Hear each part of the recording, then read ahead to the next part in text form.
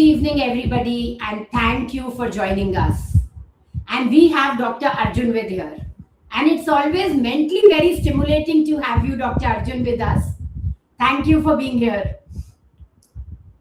Thank you, ma'am. It's a pleasure and a privilege, and very excited to have this conversation on an ever evolving topic. And very, very excited to have this interactive discussion with you today. Thank you. So, even before I start with what we are going to talk about today, guys, I want to request all of you to please subscribe to the channel, to please share it with more people so that we are also more inspired to do more of such talks and bring to you more knowledge and create awareness among people how we can be healthy. You know what? Just before this talk, Renuka was online and she told me to get something. So I went to my other OPD room to get it. And in that process, I left my specs there, right? My glasses. And when I came back, she said, "Where are your glasses?" And I started looking in the room around and thought, "Oh, where are they?" And after 10 seconds, I realized, "Oh, I've left it in the other OPD." And if this happens with you occasionally, it's all right. You all know Renuka ka thoda pressure rehta hai na, when you have to send your article for the newsletter also, you know how follow up. She's good at follow up. But if this is happening every day, every week, every 10 minutes, then guys, this is not normal. Because let me tell you something today. Memory loss is not always normal aging. It is nowhere written that as you age, you can forget things. If you look at your dadi and nani and the old generation, you will see those ladies and men, they used to have very good memories till they were alive.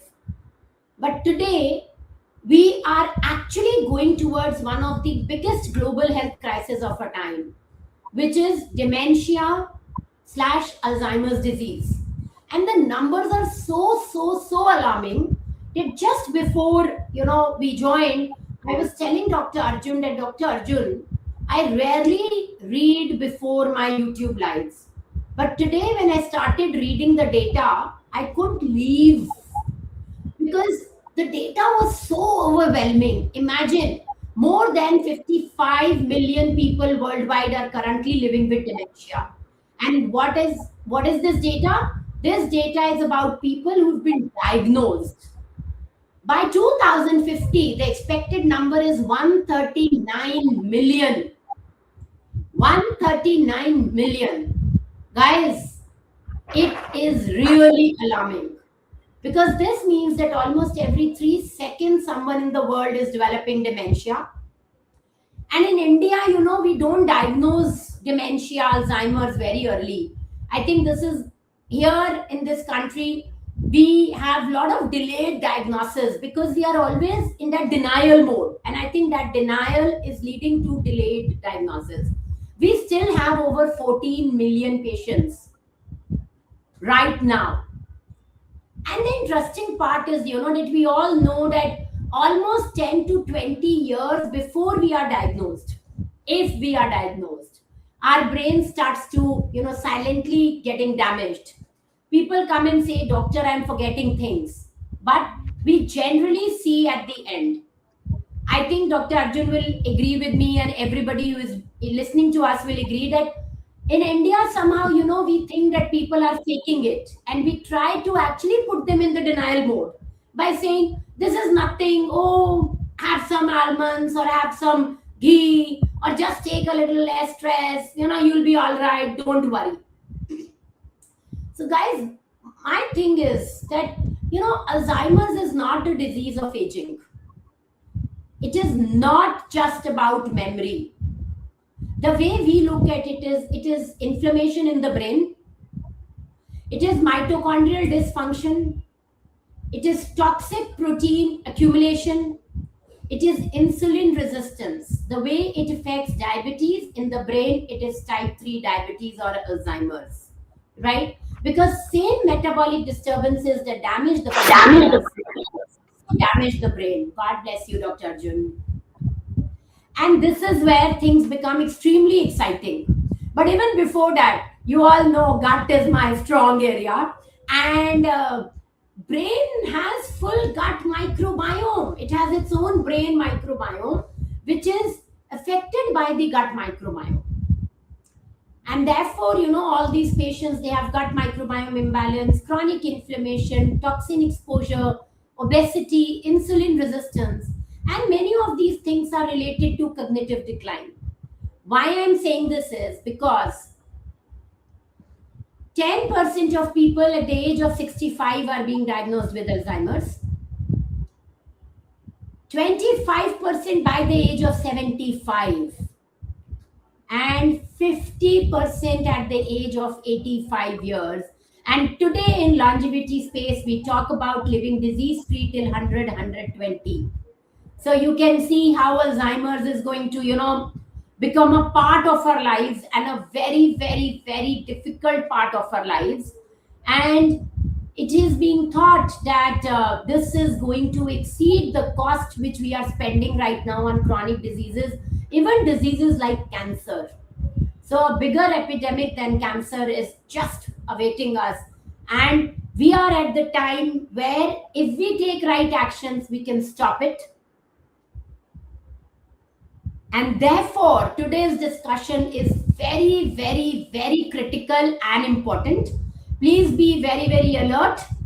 And before I give to Dr. Arjun, on what he wants to say on this, instead of asking which drug can treat Alzheimer's, I think we need to ask, why did the brain begin degenerating in the first place? And if you think this is a good question to ask, please give a message in the comment section so that I know you are listening. A lot of things have changed in the Alzheimer's space. The way we diagnose it, which we will talk more, and we will have Dr. Arjun's inputs on that. The way, we test it, the way a lot of biomarkers now are helping us to detect it, amyloid protein, tau protein, neuronal injury markers, and so much more is happening. And therefore, it's a very, very right time to hear from the horse's mouth on what is it that he can tell us, so that we and our patients both can be helped. So to understand this diagnostics as they are evolving very, very fast, I am delighted to have with us someone who's been at the forefront of Alzheimer's testing and research, Dr. Arjun Dang. So together, let's answer your questions and change the scenario and see if we can stop this epidemic, or maybe play our little bits to see if this percentage of people getting affected, can we decrease that in some way? So I am extremely excited to be hearing from Dr. Arjun whatever is going to share, and I'm sure all of you are. Welcome, Dr. Arjun. And Dr. Arjun, why do you think Alzheimer's is becoming a global health crisis? So, ma'am, firstly, thanks for having me once again, and super excited to be here. And I think जो आपने आज का introduction दिया है, that's very very relevant. कि instead of saying how to reverse the neurodegeneration, ये सोचना चाहिए कि neurodegeneration हुआ क्यों in the first place. And I think the broad topic also for today can also be that हर भूलना बुढ़ापा नहीं होता. It's actually biology that's asking for urgent attention. And I feel that in India, this is such an important topic, not only because, जैसे आपने बताया, how prevalence is increasing at the speed of knots, but all of us are so proud about the fact that even our life expectancy that's gone up from about 40 to 43 years now till 70 plus in the last few decades. We are so proud about that. But what is a life where you're living longer, but not with the same dignity and integrity that you would have at your earlier ages because of your memory loss, cognitive decline, even your functioning of daily activities is effective. So I think today's conversation is very important. Like you said, in 2019, we had about 50 million cases. In 2050, we expect about 150 million cases of Alzheimer's. And it's very important for our audience tuning in, and of course their families and friends, and all doctor circles also to know about this ever evolving and now extremely advancing options that we have, not only to cure Alzheimer's, but like you said, also to understand that why it's developing and how to kind of reverse it. So when we talk about Alzheimer's, to start off, it is defined in a very very simple way. That is a progressive. That means it's constantly increasing. A neurodegenerative disorder. That basically means, I'll also explain that in more detail. But there are these neurons that are basically small cells in your brain that are getting degenerated on a progressive fashion, and this causes cognitive decline that results in memory loss, executive function loss, attention loss. Overall, you'll have difficulty doing things on a daily basis as well. And a lot of times it's actually ignored and brushed aside, like what you said, कि यार तू बहुत stress ले रहा है and तेरा screen time बहुत ज़्यादा है, या you are not eating well, थोड़े बादाम खा ले भिगो के. Things like that are very commonly said in Indian households. But actually, what is happening is, for all of us to understand, if the brain is like a small city, then ये जो neurons होते हैं वो actually घर होते हैं. And जो synapsis होते हैं, साइनेप्सिस न्यूरॉन्स के एंड को बोलते हैं, जहाँ से आपका इलेक्ट्रिक सिग्नल एक ब्रेन सेल से दूसरे में जाता है. Those are roads, and your memories are basically the traffic on the roads that are going from home to home. So what happens is, because of this progressive neurodegeneration, जिससे आपके जो neurons हैं या घर हैं वो धीरे धीरे और उनके बीच में जो ये रोड्स हैं या साइनेप्सेस हैं, उसमें जो आपकी मेमोरीज फ्लो कर रही होती हैं वो भी धीरे धीरे start fading away. So that is how that actually starts. And like you said, ma'am, to understand कि न्यूरो डिजेनरेशन क्यों होता है, इसके लिए ये भी समझना ज़रूरी है कि इसमें basically there are three broad culprits. एक तो जैसे हमने न्यूरो डिजेनरेशन बोला, दूसरा जो आपने भी मेंशन करा था ma'am, that was around the beta amyloid plaques. These are basically plaques that get formed outside your cells. And a tau protein होता है एक और, that forms these tangles that fill up inside the cells. So basically, these amyloid plaques that form along with the tau tangles and the neurodegeneration. These are the three broad things जिससे आपका जो neurons हैं and overall जो brain का structure है, that gets affected, causing this progressive neurodegeneration. And I think ये समझना बहुत ज़रूरी है before I actually move on to what are the actual modalities now we have, and how over time diagnosis itself has metamorphosized and changed over time. Yes. So, Dr. Arjun, you've actually explained it beautifully. But I want to add something here, which is, in addition to amyloid plaques and tau and everything, neuroinflammation, fire in your brain, mitochondrial dysfunction, and insulin resistance in the brain. Now, science is also accepting that these are also the reasons, and that's where functional medicine really focuses on. And that's the reason, Alzheimer's is called as type 3 diabetes of the brain. So I think it's very important that we also highlight this so that people know.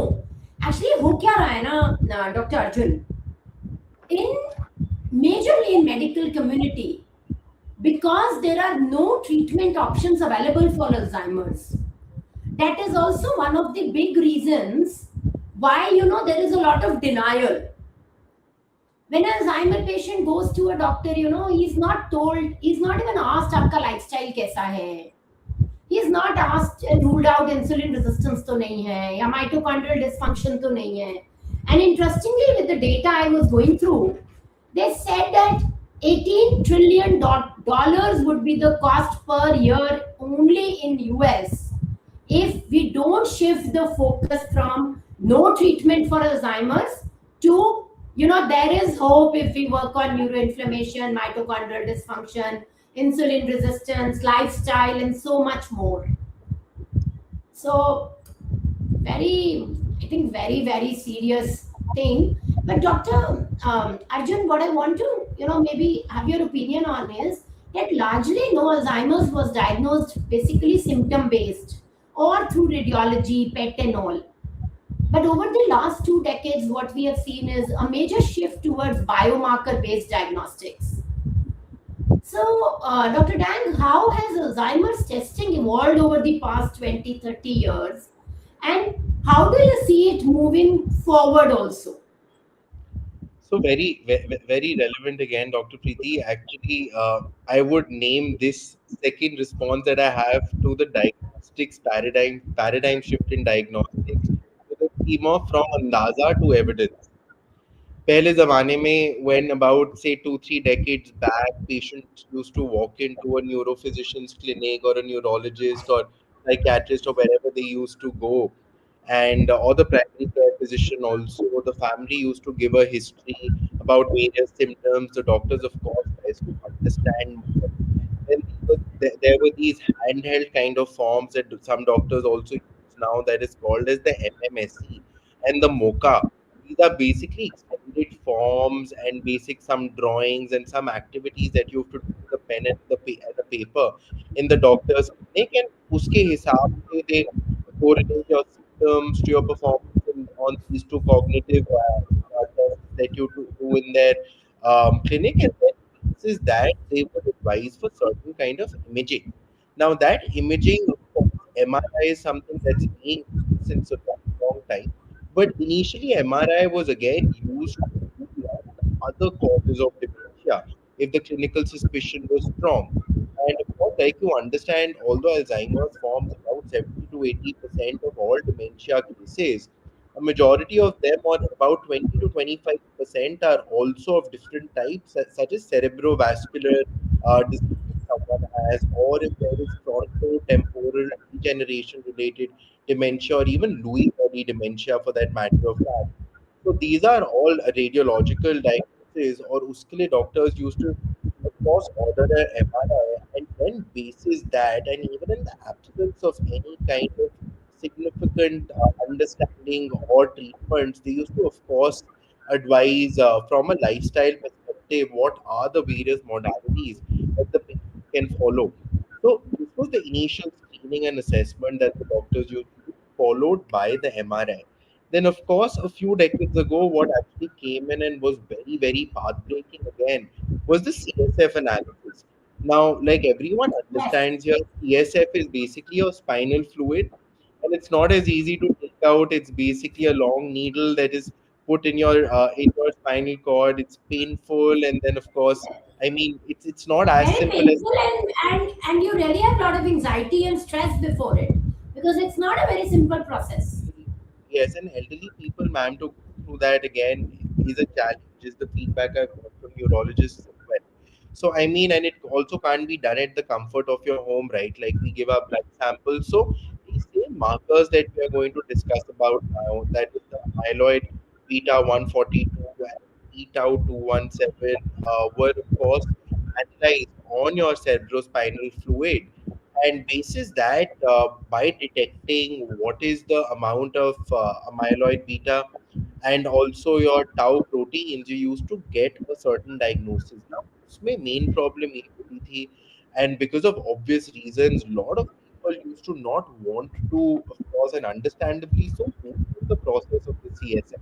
So after they see the doctor, after the clinical suspicion is also very high, after the MRI has been used to rule out other causes of dementia, they were still stuck because they didn't have a crystal clear diagnosis कि main reason क्या है उनकी dementia का.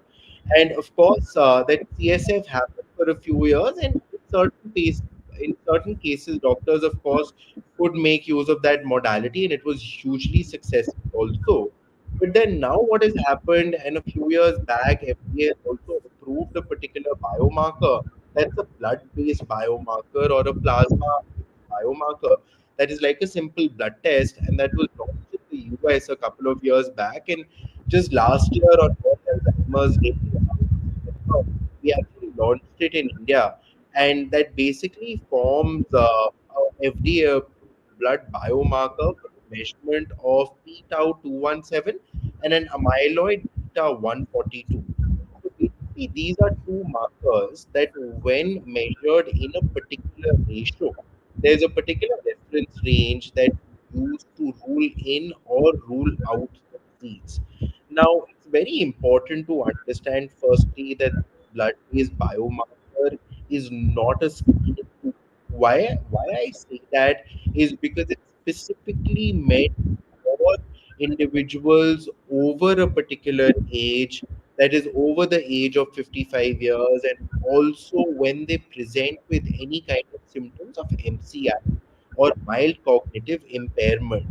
So if Yes. someone's telling you that you are screening your liver and your heart, but you're not screening your brain, so do this particular test, that is not the way this test is supposed to be performed, because there can be false positives in this also if it's not done in the right clinical context. So whenever someone has any symptoms of any kind of cognitive impairment, excessive memory loss, loss of executive function, attention, I mean, first see a physician, first see a neurologist, or first see your doctor, and let them advise if they think that this test is appropriate for you. Also, this blood test is usually preceded, इसका मतलब कि इससे पहले एक और step होता है, जैसे doctors used to earlier have the MoCA and the MMSE के written forms that they were filling in their labs. What we've come up and introduced is a digital cognitive assessment. So that basically means Yes. for a simple 20-minute kind of a cool game or a quiz that you play on your phone, and you can just be in a room that has no distractions, and in that you could join some numbers, match some colors, and then this is that our AI and our algorithm in that technical in that digital cognitive tool will give you a particular brain age. It will also tell you your percentage probability of having MCI, that is mild cognitive impairment, and then basis that it suggests whether you should go in for other kind of testing to rule out Alzheimer's or not. Also, currently, we offer the p-tau 217 and the amyloid beta 142 ratio. Also, soon, by next month, we are going to launch one we call as p-tau 181. Now, what is the difference between p-tau 181 and p-tau 217? So, p-tau 181 traditionally is more of a screening tool with a very high sensitivity. So, that basically means that if it's a p-tau 181 blood test and it comes negative, it has a very strong kind of conclusion that you're ruling out the disease effectively. Whereas the p-tau 217 and now along with the amyloid beta 142 is more considered as a ruling in test. Now, also in this ruling in test, what's important to understand is that there is a particular equivocal range. Equivocal range का मतलब होता है that your value is not in the negative or in the positive Right. range. And in such cases, you need to go for some kind of confirmatory testing as per your neurologist's advice. These can, of course, then the difficult CSF that we spoke about earlier is one of the Right. options. Second option, also, what we provide, of course, if someone doesn't want to go through CSF, is a confirmatory blood test also. That's a proprietary LCMS based. LCMS is the name of the instrument or the methodology that gives you a confirmed answer कि Alzheimer's है या नहीं है. सो broadly from a room जहाँ पर हम पहले धुआं देखते थे और फिर अंदाजा करते थे कि पेशेंट को अल्जाइमर्स हो, now it is more evidence based where we are looking at mild cognitive impairment or a cognitive decline. And we are looking at the presence of amyloid and tau. And then, of course, evaluating the neurodegeneration also by the radiological modalities like MRI. So, this is known as the ATN framework. That is also a very popular framework that scientists and doctors use to actually establish the levels of amyloid, tau, and neurodegeneration before giving a confirmed diagnosis of Alzheimer's today. Right. So thank you, Dr. Arjun, for describing this in so much detail. But for my viewers, can I request you for something? Yes, Can you make this algorithm and share it, and we can share it with all the viewers, or we can put it in the description of this YouTube live, so that absolutely. if your voice broke in between, if somebody did not hear, they would know that we'll do this test first and then this and then this, so they So, have a ma'am, full structure around it. yes, so Dr. Preeti, we have this actually ecosystem that describes all of these tests, how to go about them. And Renuka has that link. I will reshare it also in the chat today for everyone's ready reference. Perfect. Perfect. So, Dr. Arjun, this is the Dendrite DX test you have launched. Yes, this is the Dendrite DX is the platform on which all these different kind of testings are available. There is also another genetic test that is offered. Genetic test is by the name of ApoE4. This not only tells you your genetic predisposition, or in other words कि आपको Alzheimer's develop करने की कितनी probability है, but lot of times doctors also ask for this test before actually starting on any of the disease modifying therapies that are now available, क्योंकि इसमें एक तरह का जीनोटाइप होता है और जब वो डिटेक्ट होता है तो the doctors have to be more careful when they are giving you the medication also. So that is why genetic testing that is also a part of dental along with these different tests is very important. Okay. So, Dr. Arjun, what I'm thinking right now is, do you think Alzheimer's screening should become routine after, say, age of 55, similar to HbA1c or lipid profile testing, which we do maybe after 15 years only now? What is So your thought on that?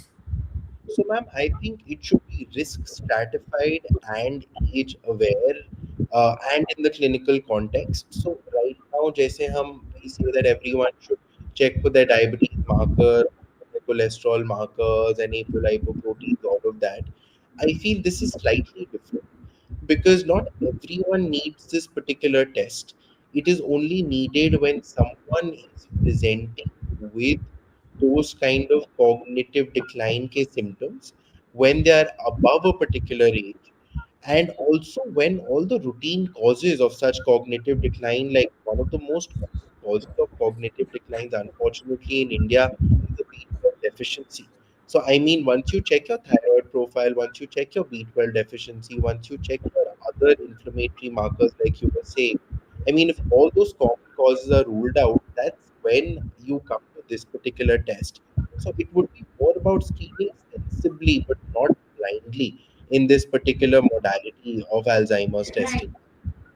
Yeah, so Dr. Arjun, why I asked this question was only last week I had a lady who came to me, 72 years old, diabetic, and came with cognitive decline history. Children are staying abroad and she's staying alone here, and they Googled and found that I'm here and came saying that, she's not able to live alone now, we need your help. When I took all the history and everything, I realized that there were so many other things which were not right with her. For example, she was not able to sleep for more than 2 hours. Now, very interesting is when you are not sleeping well, your brain's lymphatic drainage slows down. Your body cannot detox, Of course. right? And you are a diabetic, and with that, just with that, she was presented with exactly a patient, an Alzheimer's patient would present, no interest in anything, not seeing and not knowing what is happening around, and all of that. And in 2 weeks, I'm seeing such a positive change in her. Yeah. So, it is very important to know when these tests can be done and when these tests should be done. Yeah, because sometimes, but do you think if there is a family history of Alzheimer's in the family, then these tests should be done a little early on? So, ma'am, again, like what latest literature also says is that, like for example, जो ApoE4 gene होती है, उसमें जो ApoE4 का homozygous genotype होता है, उसमें probability ज्यादा रहती है इस पर्टिकुलर डिजीज की. But उसमें even in काफी this, ज्यादा probability है. ma'am, so what they say in that is that even if someone has a probability of ApoE4, it's like the gun is loaded by the genes, but it's actually the trigger is pulled by the epigenetics, right? So it's your environment and it's your day-to-day routine that actually increases your risk further. Apart from that, an increasing age, a particular ethnicity, for example, some Africans and Asians, of course, have a higher chance of developing Alzheimer's also. And of course, things like obesity, diabetes, metabolic disorders, like everything that you were mentioning, all those kind of comorbidities also. And like that 72-year-old female came to you, ma'am, and of course, if she's also giving that history of a family member who had Alzheimer's, then definitely screening would make sense. For our viewers to note, if they are using these tests as a screening test based on the symptoms that we've just discussed and the family history and the age, just keep in mind that then you should be going for the tau 181 test, not the p tau 217. 181 is the one that has a higher sensitivity, and it helps Sensitivity. to rule out. So ask for a p tau 181 test in that case. When it's more confirmatory or when it's more to rule in the disease, that is the p tau 217 test that you need, along with the amyloid beta 142 ratio.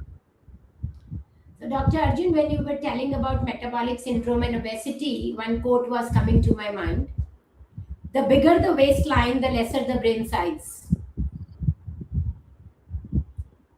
Very true. Right? Very so. And I tell a lot of my patients that maybe losing weight is not important because you should look good, but it is extremely important if you want to retain what is here in your head so that you can function well in the later years of life. Right? Because this is one quote which I love, and the second one I love is: the bigger poops people in the country have, the lesser number of hospitals that country needs. No, very, very Right? true, ma'am. I think it's a vicious cycle of the metabolic disorders जो आप बोल रहे हैं, along with obesity, that leads to insulin resistance, and then that insulin resistance leads to inflammation, that leads to oxidative stress, vascular or endothelial damage, and that vascular injury. So basically, what is happening is कि because of these metabolic disorders, I mean, anecdotally, even Alzheimer's is called as diabetes type 3 diabetes. And the main reason for that is that the brain environment, because of these various insulin resistances, inflammation, oxidative stress, becomes less resilient. And because of that, the neurodegeneration has that kind of a base on which it can start kind of happening.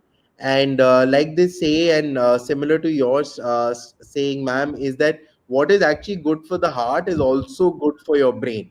So how we Yeah, so sorry, when Dr. Arjun, obesity, but that's what functional medicine says, you know. They of say you course, can't have a heart protective diet, you can't have a pancreas protective diet, you can't have a brain protective diet. There is something which human beings should eat, yes. and that will So help all the organs. absolutely. Yeah. But Dr. Arjun, one thing is India is the diabetes capital. And what I'm seeing today is that lot of young diabetics also, they are coming to me with 300, 400, 500 sugar levels, despite being on insulin, despite being on 2233 meds. And there is data available on this that type 2 diabetics have nearly double the risk of Alzheimer's disease. Now, and So chronic insulin resistance, it affects neuronal energy metabolism. so ma'am, you know what happens Do you is think? Yeah, so my question, Dr. Dang, is currently, if we see the data of Alzheimer's in US is much more than in India. And one of the reasons, of course, is we are not diagnosing it, right? We want to stay in denial, and one reason for denial is there is no treatment, तो बता के tension क्यों देना है? of course. No? But keeping in mind that we are the diabetes capital, do you think at some point of time, if things go like the way they are going, especially with our AQI and everything, right? Um, do you think there will be a time when we might have more Alzheimer cases than even US? Absolutely. I think with the increasing population that's now going to be above the age of 60, I think we are sitting on a ticking time bomb. And I also feel that as diagnostic modalities come in, and very similar to if you take the example of allergies, when we speak about allergies, we see that these have increased 30% in the past these many years. So I know this deserves another session together, but Yes, and no medicine is working there. Let me tell you that, yes, guys. yes, Absolutely. So I think it's more of diagnostics. It's more of that urbanization and more oxidative stress in our life on a daily basis. But coming back to what you were saying about diabetes also, and I was reading that impaired insulin signaling is a hallmark of an Alzheimer's brain. And there's Yeah. something called as insulin degrading enzyme, IDE. And what happens is that this reduces when someone has insulin resistance. So when Yes. the IDE is less, normally IDE is supposed to reduce or degrade the beta amyloid. So when the IDE is less, the amyloid beta or the beta amyloid doesn't get degraded optimally, and hence it starts getting accumulated around your neurons and forming these plaques. So again, this is a well-studied kind of a pathway where diabetes is causing or leading to that roadmap for developing neurodegeneration and Alzheimer's. But like you asked, Dr. Preeti, around the therapies, the modalities, and the disease-modifying therapies that are now on the anvil.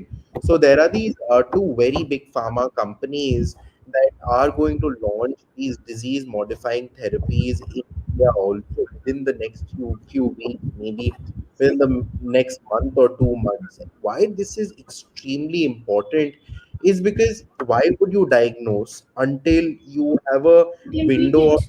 treatment or at least some options that the doctor can give to the patient and their family on how to actually significantly improve their day-to-day life. So number one, that is very important. Second also is that it's very important to understand that both these therapies that are coming now are only for mild cases of cognitive impairment or mild cases of Alzheimer's. Someone who has moderate or severe dementia or Alzheimer's cannot be given these drugs.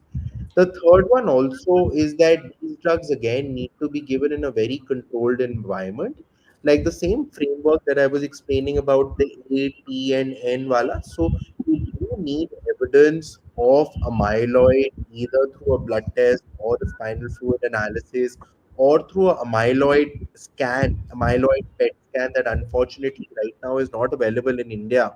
And people usually get it done abroad, but hopefully that will also be available in the next few months or years. So first you have to establish amyloid, then you have to measure or establish the presence of tau that is now of course being done by blood test, and then third is the neurodegeneration that can also be caught by MRI. So once these are done, then you have these two treatments. One of them is lifelong, the other one is for about 18 months. And then, of course, your neurologist or your primary care physician or whoever's going to administer the drugs as well. And these, of course, have shown a lot of promise in actually reducing that cognitive decline. There are multiple studies and clinical trials that have also been done for these patients. But what you need to do is that once you're on this therapy, you need to have your radiological examinations done regularly to look for any kind of side effects that we call as ARIA, ARIA. And that is basically a side effect that basically documents any kind of micro hemorrhages and other kind of adverse events that might be happening, so that your doctor has to be more cautious also with the medication. But I think it is very exciting times, and I think deservingly so for the elderly senior citizen population in the country, that we now have these two drugs with the right diagnostic tools at the right time to be implemented, understand and understood well, and also used widely by the doctors now in the near future. Dr. Arjun, thanks for sharing this. But my take is a little different here. Obese women are known to have 39% higher chance of having dementia or Alzheimer's. So why not work on obesity? And also, we have this big explode of GLPs, and I am using it for many patients. But generally, the patients I'm using it on are, who started their GLPs with somebody else or on their own, and now have lost all the muscle mass, are looking 10 years older than what they are at their ages. And then they are coming to us. And surprisingly, there are a lot of patients where GLP is not effective because a lot of internal things have to be set. If it can become a Ramban, then tomorrow you will find no obese person. But that is not happening. A lot of other cleaning and detox pathways have to be opened up. Gut microbiome has to be balanced, even for the GLPs to become effective. And I think same will go for these medicines also, which are being launched for Alzheimer's. So my thing is, why not go back, do your diagnostics? One is, don't deny, because there is so much we can do in this disease. When I say so much, there is actually so much. There is data to show, of course, that obesity, diabetes, if we can reverse, chances that you will have Alzheimer's will come down significantly. And that's an easy thing to do. Moving forward, there are studies which have shown that lead, mercury, and aluminium, they are the reasons for a lot of beta amyloid plaques. So how about doing a simple heavy metal test when you are young in life at 20, 30, 40, and then doing something about it so that it is balanced, right? Similarly, today when I was going through, I was very happy because to read what I'm going to share with you now, because that gives me some power. And when it gives me power, it gives my patients also power, right? And it gives the whole community power. So I saw that herpes simplex 1 is associated with incidence of Alzheimer's. So the key is that even if your IgG is high, how do you keep it in balance and don't let it be triggered again and again? And we see that very often when I'm working on the gut health. They will have viral episodes, reinfections, and then they will say, "Oh, हमको तो बचपन से होता था. Every 4-5 years we have it." And because there is nothing to be done about viral infections to a large extent, in India we decide and we choose to ignore it. Your herpes simplex, your Epstein-Barr, your cytomegalo, your parvo, your Lyme disease. But now we are seeing it. Another was Lyme disease. It has shown association with Alzheimer's. Then I read chlamydia, mold infections, especially the aflatoxin, ochratoxin, and the gliotoxin. They have been shown to have direct correlation with Alzheimer's, right? And so what I'm trying to say is, that these things are scientific, they are available. I think, and the diagnostics have really evolved. And I tell people that, don't treat yourself if you're not ready to diagnose your disease properly. You can keep doing that, playing that dart game, unless you know where the center is. All your energy is getting wasted. So even if you're taking Ayurvedic supplement or changing your diet or whatever, कुछ भी नहीं होगा ना. So diagnostics are very, very important. But I think for Alzheimer's, because this is what we're talking about, early detection, early action is the key. I keep telling that to diabetics and to obese people also. But I think Alzheimer's is the next level. Only one person is not affected. In Alzheimer's, whole family is affected, and you can't leave the person alone. And look at that data saying that it is more expensive than cancer burden. Imagine. So even thinking that what is going to be created, I am scared. And if that can make people act early on, the day they did see that their belt size is going from 30 to 32 and 34. Guys, let me tell you one thing. Your brain is shrinking, and there is nowhere in science where it is written with age you need to buy bigger size belts. Do you agree with me, Dr. Arjun? Absolutely, ma'am. I think, like you said, early diagnosis detection is key, and like the signage right behind you, let's work on the root cause. I think the root cause for Alzheimer's is something that we are finally getting to understand, and of course, we'll be able to leverage also in such things, even mitochondrial dysfunction. I mean, that is also Exactly. something that So needs to be there is a investigated. very small acronym I use for my Alzheimer's patients, which is GMTGM. Genetics first, of course. If you know you are more prone, You know that everybody with the ApoE4 homozygous also will not have Alzheimer's. So you know that your lifestyle is important. And as you said, epigenetics becomes important. Second is methylation. We all know it is important, but even in young people, we are seeing homocysteine today. I did two consults. In one case, homocysteine was 22, and the another it was 42. It's difficult to imagine how are they even living, Of course. right? Then the T was toxins. So your plastics, your BPAs, and your heavy metals, and the AQI we live in. Yeah. If you have watched the YouTube live with Tom O'Brien, he specially mentioned that in Mexico, I think a study was done in young children of 18 to 25 or something like this age group. And they found that people are showing signs of Alzheimer's in this age group. And the reason they have zeroed down is high AQI. And then Tom O'Brien actually laughingly said, you Indians need to be more careful because it has already started in your children. Not in you, but in your children. And which is sad and sorry. But I think what we can do is early action. And then, of course, the gut.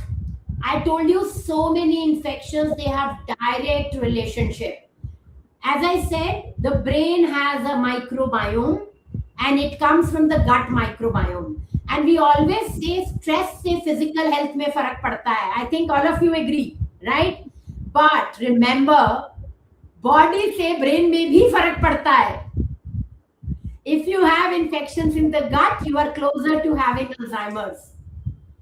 Right scientifically हर कोई बोलता है stress होगा तो पेट खराब होगा, बिल्कुल ठीक है भाई, बट अगर पेट खराब होगा तो ये सही नहीं होगा.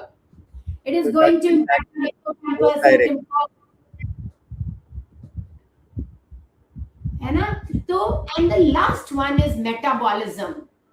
I personally feel Alzheimer's is more of a metabolic problem. If you can activate your fat metabolism and make your car a dual energy car, lot of your problems can be solved. So for me, whenever Alzheimer patient will come, I will switch them to low carb diet and then to keto for some time, because I really want, and MCT oil is non-negotiable for my patients who have memory loss. And of course, then I do bioidentical hormones, which helps me get faster results. And patients don't fall and they are able to follow diets when you support them on neurotransmitters and hormones. But metabolic health, guys, I strongly feel, and I'm sure we will take Dr. Arjun's opinion also on this, is so important for all our neurodegenerative conditions also. So what I want to say is, halke mein mat lo mujhe yaar, ye jo part hai na, this is extremely important, right? So look, ask yourself, talk to yourself and see what can be your first step so that you don't lose memory. And this is something, Arjun, I am very scared of. A lot of people ask me that when you came to functional medicine, I don't know how many of you know here, before I came into functional medicine and I quit my job, in the interim, I was doing executive coaching. And I was coaching doctors and business owners how to get their practice to 5x of what they are doing now in 6 months. Right? And I started to, and I don't write notes, I don't save things. Like Dr. Arjun, I study before I come and speak to Dr. Arjun because he's so good at science, data, studies. And thank you, Dr. Arjun, for doing that. Somebody has to do it in the scientific world, right? And I will remember everything. I know I've read a study, 39% more chances of Alzheimer if the women are obese. But if you'll ask me, kaun sa journal, kahan par, dhoond lo yaar. I am not doing it. So, Arjun, this was 2015. I was struggling with a lot of hormonal issues and gut issues and obesity and all and diabetic. But important was I started to lose forget. Like I would be talking to you, and in the middle of this I will forget क्या बात हो रही थी, मैं क्या बोलना चाहती हूँ. And you know me, I am like this. My memory is what makes me do what I do. I don't write anything, everything is here and on my tips. Okay. I got a shock of my life. This started happening almost in every meeting, and I can't tell you, I was so scared that I thought, yaar, मैं तो I'm I will not be able to do anything. I had just made my new website, Achieve Impossible Fast, right? And I was writing a book on the art of saying no at the right time, in the right tone, and for the right reason. Because I thought in executive coaching, this is the biggest gap. Indian बच्चों को no बोलना सिखाया नहीं जाता. पापा ने बोला है तो सिर ऐसे ही हिलना चाहिए. दादी ने बोला है सिर ऐसे ही हिलना चाहिए. डॉक्टर प्रीति ने भी बोला है तो सिर ऐसे ही हिलना चाहिए, right? तो and when this happened, Arjun, it मैं बता नहीं सकती, मेरी तो हालत खराब हो गई बिल्कुल. एंड अभी भी I am so particular that if I start, जैसे आज मेरा ये स्पेक्स वाला सीन हो गया, I am going to make sure कल मैं अपने सारे टेस्ट करूंगी एंड सी मैं और क्या ऑप्टिमाइज कर सकती हूँ. क्योंकि it is very tragic, I would say. तो I have been there guys, if you are there don't ignore it. And ये भी मत सोचना कि 55 से पहले होगा नहीं. आई वॉज 43 जबकि मैं आपको अपनी बात बता रही हूँ, ठीक है. एंड अभी तो मैं I see these you know symptoms in 25, 28, 30 years old, Arjun. And it is very sad. And you know what I asked them to confirm ki whether I'm on the right track? I asked them, parking पहले जितनी अच्छी करते थे अभी भी क्या उतनी अच्छी स्ट्रेट पार्किंग कर पाते हो? टेढ़ी मेढ़ी तो नहीं करने लग गए parking and you are like it's okay? Because वो एज ग्रुप उस क्वेश्चन से रिलेट करता है ना. उसको बोलेंगे मेमोरी भूल रहे हो, बोलेगा मुझे डरा रही है. Parking then you think and generally they से नहीं, मैं पहले जितनी छोटी जगह में पार्क कर लेता था अब मैं नई पार्किंग स्पेस ढूंढता हूं क्योंकि मैं बिल्कुल स्ट्रेट पार्किंग नहीं करता. Decline of function. Exactly. So my point is, and this epidemic is coming, guys. Doctor Arjun ऐसे ही नहीं इतने महंगे महंगे टेस्ट इंडिया में करवाते जा रहे हैं, ठीक है. He is passionate about changing the healthcare scene in India, and of course having the test available in India and doing them from outside, we all know कितना ज्यादा फर्क पड़ जाता है, राइट. इंडिया में ट्रस्ट ज्यादा कर पाते हैं हम. कुछ भी प्रॉब्लम है हमें स्पेसिफिकेशंस बेटर मिलती हैं, सैंपल देना इजियर है, ट्रस्ट रिलायबिलिटी ज्यादा है, हमारा एफर्ट कम है. तो but you know that doctor Dang has always been ahead of the times, right. And Alzheimer के टेस्ट भी ऐसे ही नहीं आए इंडिया में, ठीक है. ही कैन फोरसी कि भाई बहुत लोगों को होने वाला है, बैंड बजने वाली है. So people who are intelligent, at least for them, I should serve them well so that I contribute in changing the healthcare scenario in India. Yeah? So thank you, Dr. Arjun, for always being at the edge, always being at the top. And I really mean it because I know you study a lot, you keep in touch with whatever is happening globally, and it is not easy. It is not easy, but we need it. I think this is more to empower physicians around the country and across various geographies in our country, not only to understand but know that they have this artillery of diagnostic tools that we offer.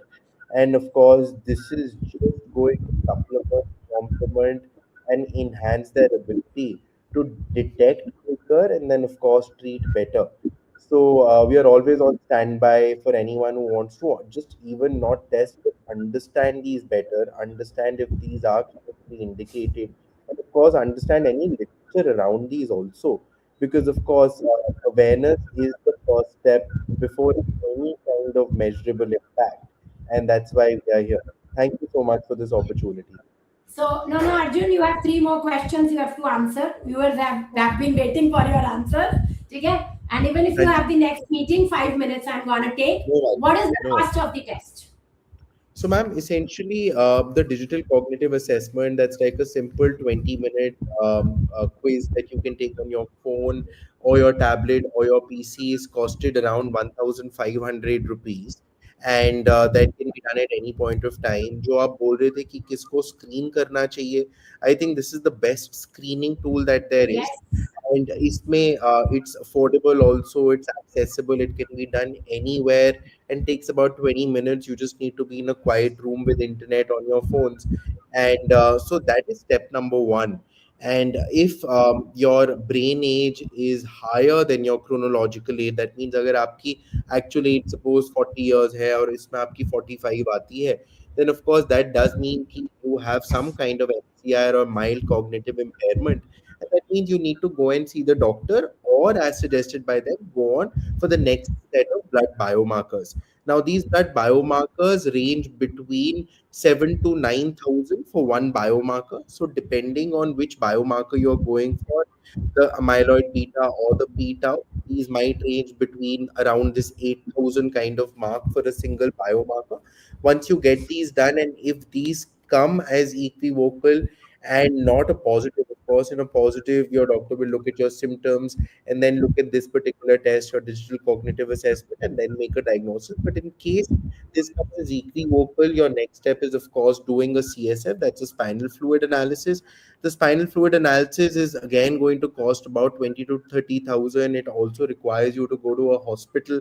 And instead, if you want a more confirmatory test by your blood testing only, then that is, of course, a LCMS based proprietary test that currently we are offering at a cost of about 35 to 45,000 rupees. But the MRP of this is much higher. This is just the launch price. And of course, this is the set of testing or the tier testing that we do. And if you need a genetic test, that's an ApoE test. That's about 15 to 20,000 rupees for a single genetic test for the ApoE4 genotyping. Thank you, Dr. Arjun. And but I know one thing. The disease is very, very, very costly. So whatever pricing, it is worth the file if you have the right patient in front of you. Correct. What are the basic blood tests we can do to confirm Alzheimer's? I think Dr. Arjun has already answered that. And we will also write in the description also. Arjun send something to Renuka, we will Yes. write it there. I Yes. have a patient with vascular dementia and he's been prescribed statins by a doctor from a national institute. Renuka, for now, that's okay. But yes, as I told you, one, you can see if you need to do any testing, but otherwise, you should look at the root cause. I've already told you gut is important, toxins are important, genetics, and methylation and metabolism. These simple five things, look at what you can do. And if it is not a very, very old disease, you might get very good results. So, guys, once again, before I let Dr. Arjun run away, I want to tell everybody prevention is better than disease. And this is not something which we can ignore. So, let's create awareness around this. Let's talk about it. Let's not leave it in the denial phase, and let's know that diagnostics are available. Lot of interventions can be done to help you, reverse it or help you improve it if you start early on. Thank you, Dr. Arjun, for being here. It's always a pleasure. You motivate me, inspire me, and make me study. Thank you very much. Ma'am, gratitude to you, Renuka, and the rest of the team for having me. And look forward to also connecting with any viewers offline later over email, WhatsApp, or a quick call in case someone has any queries. And I will share that link also again with Renuka so that it can be posted. Thank you so much, ma'am. Thank you very much. Thank you. Have a great evening, guys.